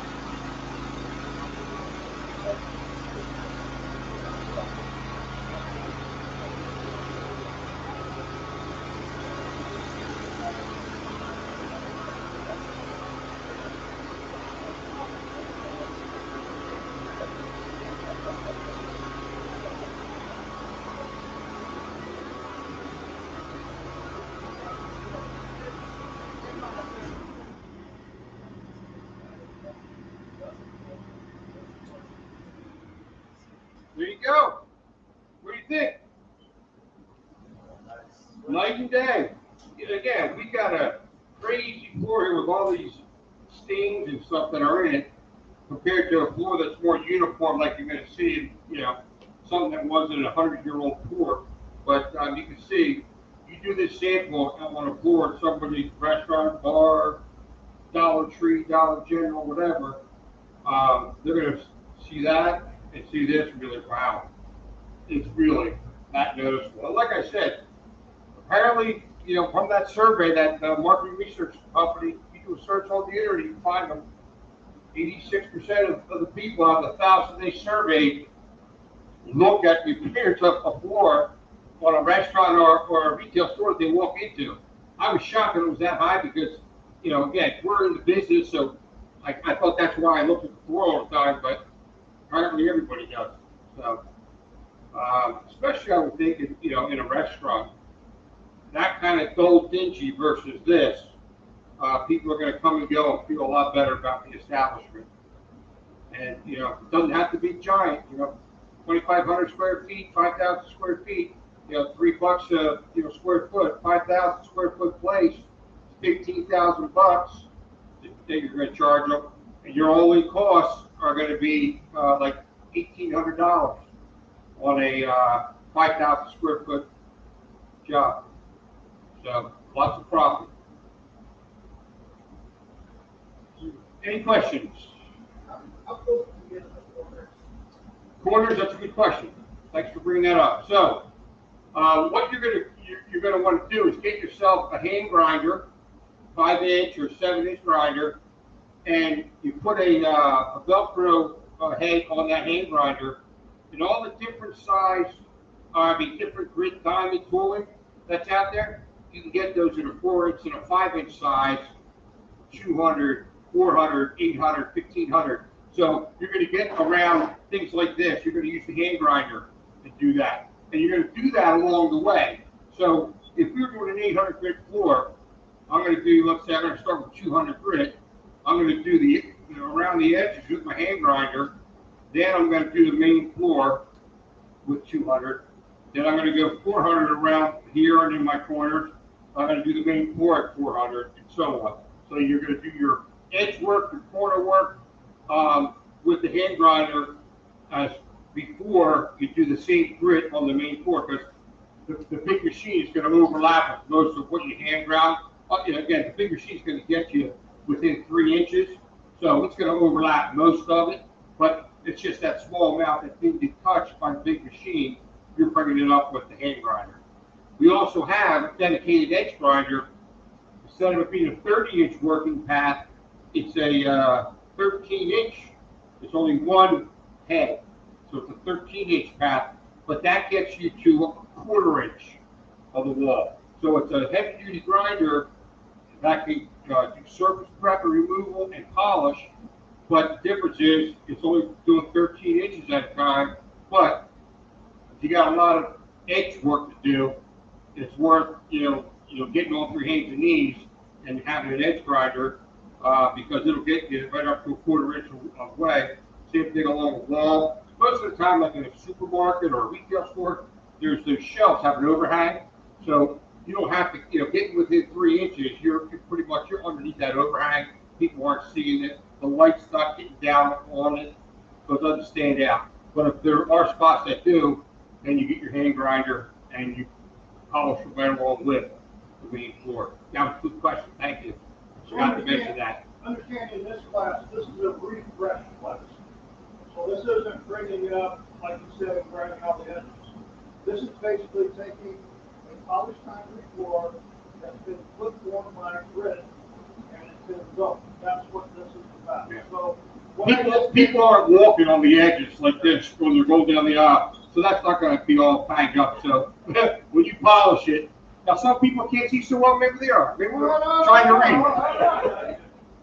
But so understand what I gave you is a package price to refresh an already polished concrete floor. All the items you need for 10,000 square feet. So on there you saw, so there's a lease figure for $60 if you wanted to lease it. On the other hand, if you wanted to buy it outright, or you had some angel investor that had some money for you, whatever. So all I did here is, how quick can you put profit in your pocket? Right? 10,000 square feet, there's your package. If you were charging $2.50, $3 a square foot, you're going to put more than $4 grand in your pocket on the first job, even after you bought this package. Now, if you finance the machine elsewhere, and you're only talking the labor and the product on that first job, as Bill said, you're going to pay around $3,000 for labor and product. You're bidding at $2 a square foot on 10,000, that's 20,000, do the math. How many thousand did you put in your pocket? See, the game changed altogether over there. So that's the package we've got. Now, I'll hand you another sheet, which also is the other machines that he talked about that Aztec makes. Also breakdown of all the different miscellaneous stuff within reason. Now, when you do the hand grinding and all of that kind of stuff, there's all the ancillary stuff. You're figuring you already have an auto scrubber, or you have a wet vac, or you have a mop bucket. We didn't have a lot of those on here. Understand? Any questions I want to do so far? Now, did that price shock you? Okay, come on. To make $4 grand, you have to invest some money, right? How much can you make after that initial 10,000 square feet? So I did a little bit of figuring, okay? In a year, if you invested in that machine, how many jobs do you think you could come up? 4? well, even one of your old what do you call it, the strip and Rico job, if you use this instead of the swing machine, it's generating money for you too. I was just thinking college practice, just like we're talking. I just found 4 jobs in a year, which is 1 a quarter, right? and you invest in that package right there. Every job, you've been putting at least 10 grand in your pocket. So at the end of the first year, you invest that much, you make 30 grand in your pocket after you paid all the bills. Tell me what other janitorial job that you do to do that. Ain't that. So that's why we appreciate your time. I do have some quotes worked out for some of you that I can get all the information on. So I'll talk about that here in a minute. But you'll see this is going to give you a breakdown. And so I give you guys my card, my cell phone's on there. If you have any questions down the road, call me, text me, send me an email, I'll respond to you. I can email you out if you didn't get a PDF that you're looking for one of the chemicals. If you want to talk about the cost per square foot, we can go over it. I can email you a spreadsheet so you can see it, understand it. Step-by-step instructions. If you lost or you need more, if you go out and you want to look at a job and you want to say, I wonder where would I start? Take a couple pictures of the floor. You can text them to me, and then I'll call you back when it's a good time, and we'll talk about what I can see in the picture. And say, yeah, you know what? That'll look great with a 1, 2, 3. And be able to give you that opinion. So. That's not a problem. That's what I do. So you need to buy anything, these are the guys. If you have any consulting, informational needs, you can reach out to me, and I'll get back to you. Okay? Better Business. Central Florida. They're perfect. Check all the information. Same power. Sustaining insurance.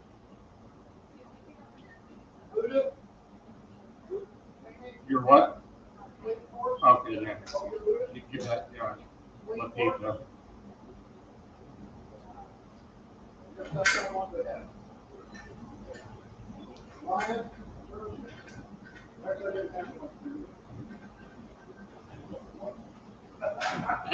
No, we'll see, but some of the information didn't come across real well, so we make up a quote for it. All the other numbers, email that to the email. Send me a request, and I just don't want to inundate everybody with everything. Send me a request. I mean, you've got all this long. Yeah. You don't need all of that. So, what did you not understand? Give me a call, talk to us. There's so much information. And sometimes it gets real confusing. Because if you're trying, like you said, you're trying to match the concrete and all of that, that's kind of a whole other game. Because today's class was basically, if you've got worn concrete that's already been polished, it's just been worn out, you want to bring it back up and you want to help them keep it that way. That's what today's class is. On the other hand, if you needed to take our concrete, bring it back, and you want to get down and you want to do a grinding, so what we call salt and pepper or terrazzo. So basically, when you see big chunks like that, that's what we call a terrazzo grind. There's also a salt and pepper grind, where you're just getting into the small aggregate on the top. You're just taking the cream on. So there's all of these things that really get into when you go with concrete grinding, which gets into a whole other realm.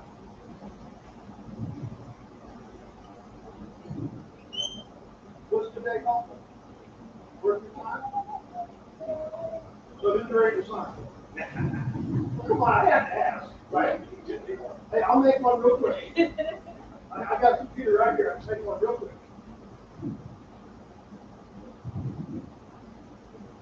That's our part of it.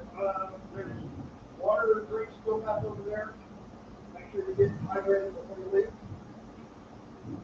Come back to the academy for classes. I've got classes every week on something.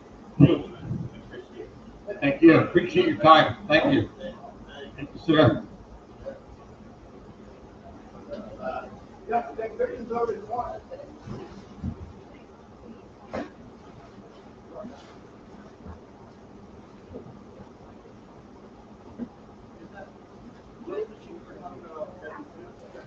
Yeah, it's I'll show you a picture of it. So there's a lot of residential, that's why. Okay. All right. Okay. So this would be a good the edge grinder. It's when I say heavy grinder, a heavy grinder is going to be like over 1,000 pounds, and it's going to do any kind of concrete work that needs to be done. Removing old cement, leveling the floor that's got waves in it. This is a light grinder, even though it's a big machine. Thank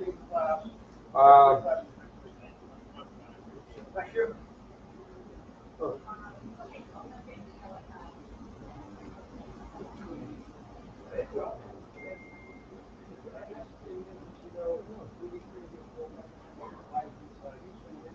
I can't believe it.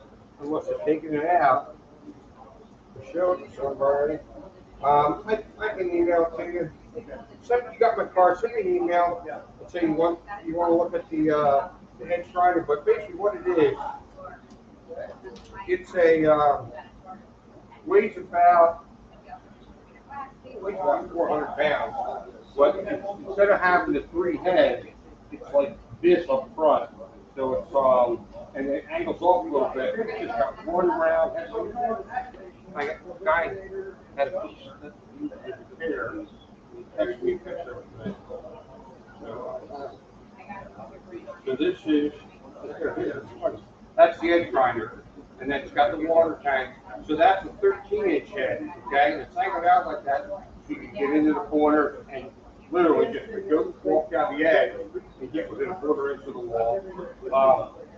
If there's material that needs to be removed, this can use the full metal of a heavy grinder. So it's an edge grinder, small grinder, but it has a muscle to do the work of a heavy grinder, whereas that doesn't. Even though it's bigger waveform, it's just the way that it's designed.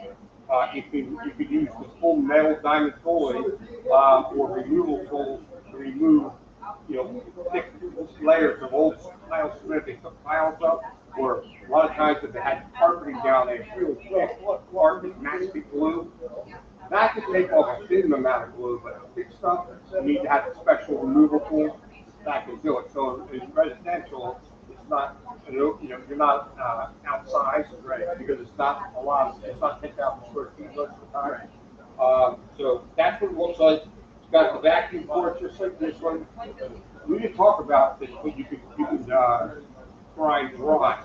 A lot of residential do dry. You have to have a special concrete rated vacuum system that you would hook up to it to collect all the silica dust, because you don't want to breathe that. And plus you don't want to get stuff all over. Or you can do it right. Yeah. Same engine, that's on the big machine, and you put 4 of these diamond tools, the 3-inch round. I've been in the business 50 years. I've been doing it all. So you'll use this type of traditional tooling as opposed to plain patch. And these come in all these bits. You get a 30 grit metal, 50 grit metal, 30 grit hybrid, 50 grit hybrid, 100 grit hybrid, and then resin all the way up to 6,000 grits. So you would use 4 on the head of that. And that lasts about 10,000 square feet everywhere, and that's a good machine. Now there's edge grinders out there that are electric. The ones that you can plug into a regular outlet, they just don't have the power to do a good job on a removal job. This is a smaller grinder, but it has the muscle of a heavy grinder. But matter of fact, But it's it's straight up Thank you you so know, you can much. put a plug in Think about that, I need to turn this like off. 100 pounds. For sure. Have a good day. I will. I have so far. Yeah. Thank you. So, Yeah. yeah, Sorry, it was late. send me an email, Yeah. and I'll get you the information. Thanks, very good. Thank you.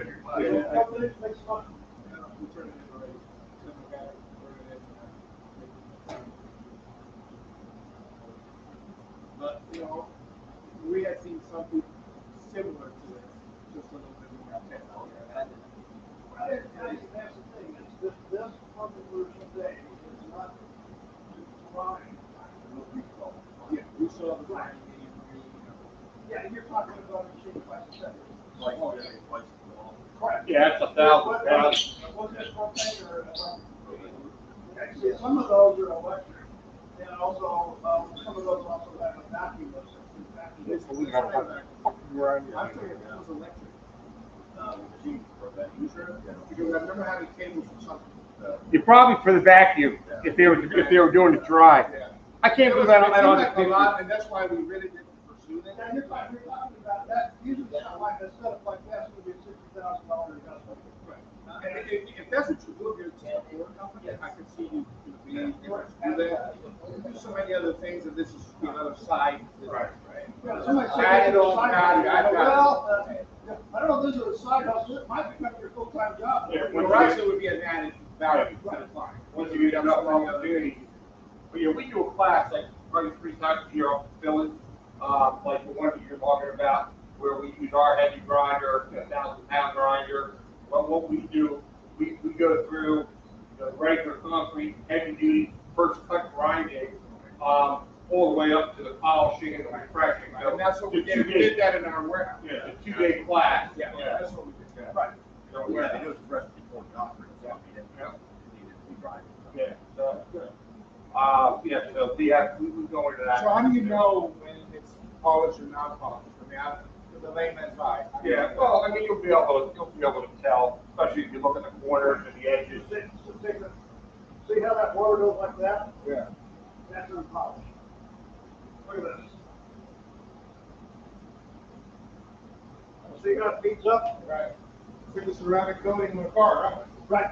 Well, and you know what, you look at the corners, look on the edges, you'll be able to tell too, that it was polished before, because that's not getting beat up by foot traffic.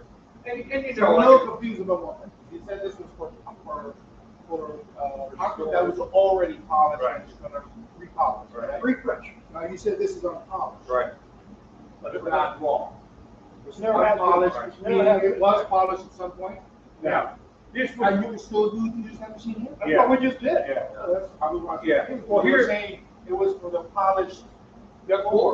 What our process is, it's a 3-step process to restore or refresh already polished floors in retail locations. But you can go into a typical warehouse, and that's what I have a picture of. If you go into a standard warehouse that was never polished, it was just well troweled. That's what this is. This is a warehouse floor with the refresher, this machine.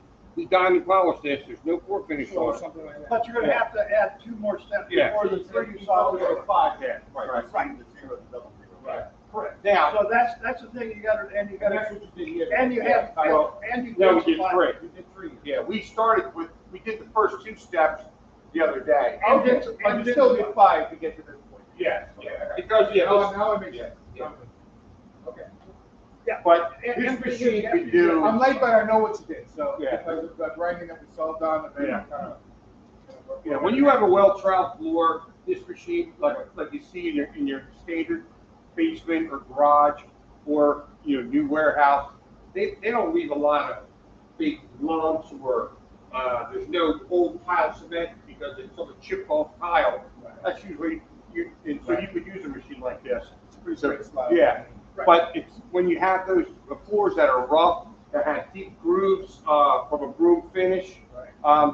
you gotta grind those off so that the whole floor is level.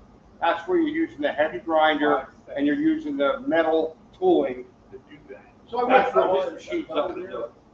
I went to a big How did hotel. my hair go? I went to a big hotel and they said, can you come down and split down and polish the concrete? Well, yeah. Well, the polished concrete that they showed me when we got out the elevator, the service entrance and everything, was pretty much like this. It just wasn't shiny. Went around to where the food service was and it was groomed concrete. So it didn't draw the groove. And I said, oh yeah, we can, but you're not going to grind that. What I call profiling it. Right. You're going to have to get rid of that profile and smooth it out before you can even start with this. It's a whole 5. No, that's even another even step more. before Yeah. that. That's what we saw. Yeah, you're gonna be in like a 7th step. So you're actually taking. Well, you're taking profile off, smoothing it down, which is what I had to do out here, because it's 100-year-old concrete. Well, and the thing about this is you're really not being able to buy. That's heavy. That's heavy. And that was the thing with the one we saw. Correct. I mean, Major I had stuff in my pants today. And that's why they're using a vacuum when they're doing dry. Like I said, to set up that $60,000 of equipment, you're not gonna do 10,000 square feet. So I'll be honest with you, I see more now.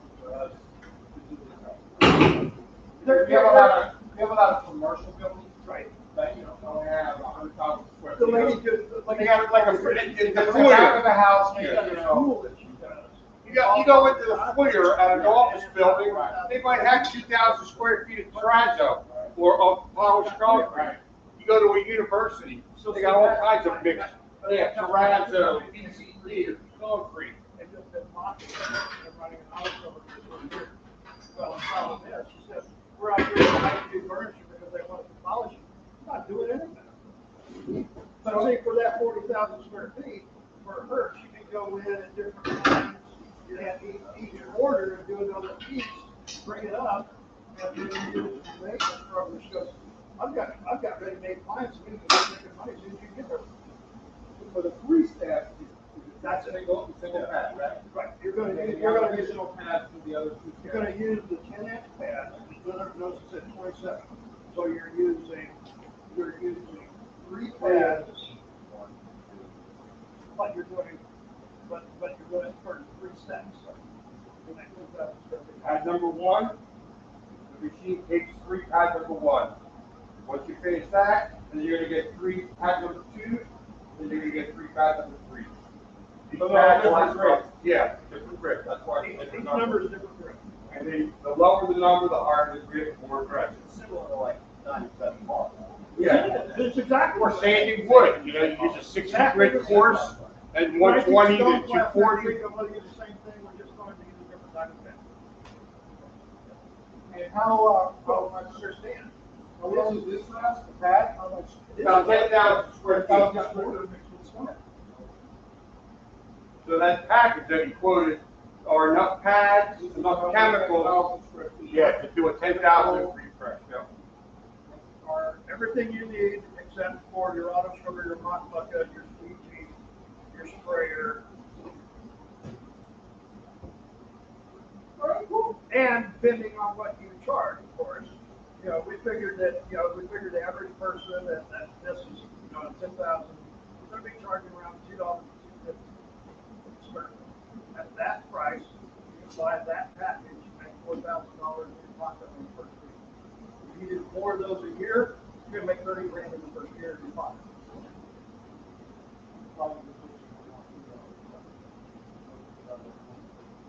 That's one. Why sell yourself short? A lot of commercial. But who's gonna do this? Yeah, just me as. But this Well, whole but they thing, have to fight that budget for more, they don't have. I agree. And they're losing a lot of things. So it's becoming an issue for them to actually come on. it is, but on the other hand, who wants a building that doesn't look like that? It's a story that has to be. And that's what he But sold. there are tenants out there, like we have, we're saying, okay, all right. There are some that have full tenancy or a 90% or a 90% business as usual. A lot of them. So the thing here is, go to the ones that you said first. Get those pictures, get those tests, get those testimonials, and then go to the others, they will sell. And we just had a customer who went in 1.2, did the same thing here. Done it for years.